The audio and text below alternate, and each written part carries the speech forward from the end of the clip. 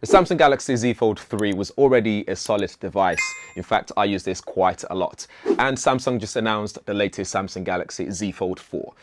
Here's everything you need to know. Starting with the display, we have a 7.6-inch dynamic AMOLED 2X 120Hz main screen with a QXGA Plus resolution of 2176 by 1812 pixels with an ultra-thin glass layer.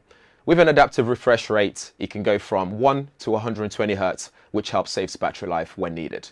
It supports HDR10+ and a pixel density of 374 ppi. With that refresh rate in the settings, you can also opt to have either the 60Hz option or go all the way up to 120Hz. The smaller display is a 6.2-inch dynamic AMOLED 2X 120Hz screen with an HD Plus resolution of 2316 by 904 pixels.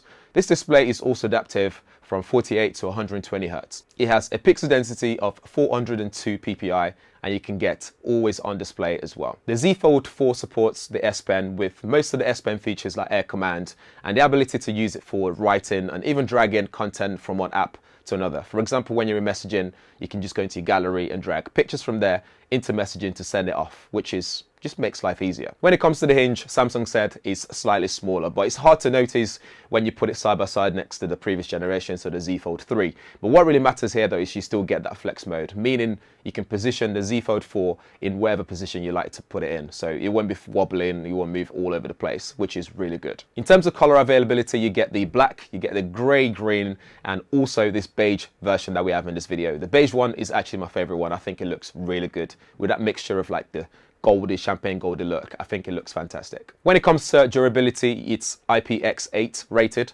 meaning it can cope with immersion at 1.5 meters depth for up to 30 minutes. Moving on to the camera, we also have some updates here as well. So we have a new 50 megapixel main camera. The 50 megapixel sensor is at f1.8 aperture, up from that 12 megapixel on the Z Fold 3. You have a 12 megapixel ultra wide angle lens at f2.2 aperture and a lower 10 megapixel telephoto lens with 3 times optical zoom, so one more optical zoom than the Z Fold 3. For video, you can capture 8K at 24 frames per second or even do 4K at 60 frames per second. In addition, there's also a 10 megapixel with f2.2 aperture on the inner screen and a second 4 megapixel main with f1.8 aperture on the inner front screen. Samsung also introduced some camera software updates in terms of user experience as well. So for example, when you capture your photos, you can see a live preview of what you've captured when loaded side by side on the big screen. Or when you're using telephoto lens mode, you can zoom, and when you start to zoom into telephoto region, the left side will kick in and act as a viewfinder. Again, just making that user experience a tad bit better, especially with that telephoto lens. It's hard to focus when you're zooming in that close into objects. For battery, we get the same 4,400 mAh battery that supports 25 watt wide charging, so full charge in around an hour and a half, and a 15 watt wireless charging. For processing and storage, you're looking at the latest powerful and efficient Qualcomm Snapdragon 8 Plus Gen 1, and you get an option for 256 or 512 gigabytes of storage, or you can go all the way to 1 terabyte option if you like to do so. But regardless of which one you go for, you are going to be getting 12 gigabytes of RAM, which helps with that efficiency, loading multiple applications side by side. You can even move them around on the software as well, which is pretty cool. There's this new thing where you can tap the middle and you can quickly reposition where those apps will go. So you still get the side swipe where you can preload stuff there, like recently used apps and stuff. We can also move them to the center and change them around, swap them around in terms of which one's more of a priority to you. So if you want Microsoft Word there or calculator there instead of a full web browser, you can move them around to suit your preference. After spending about 45 minutes or so with the Z Fold 4, I think my first opinion is this is an incremental update.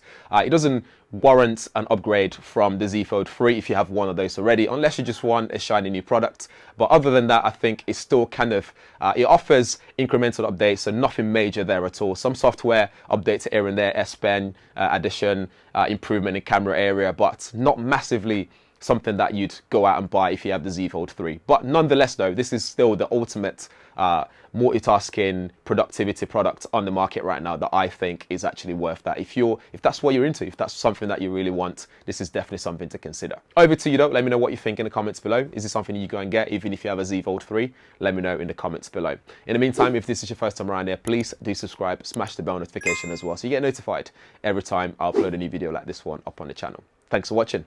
I'll see you in the next one.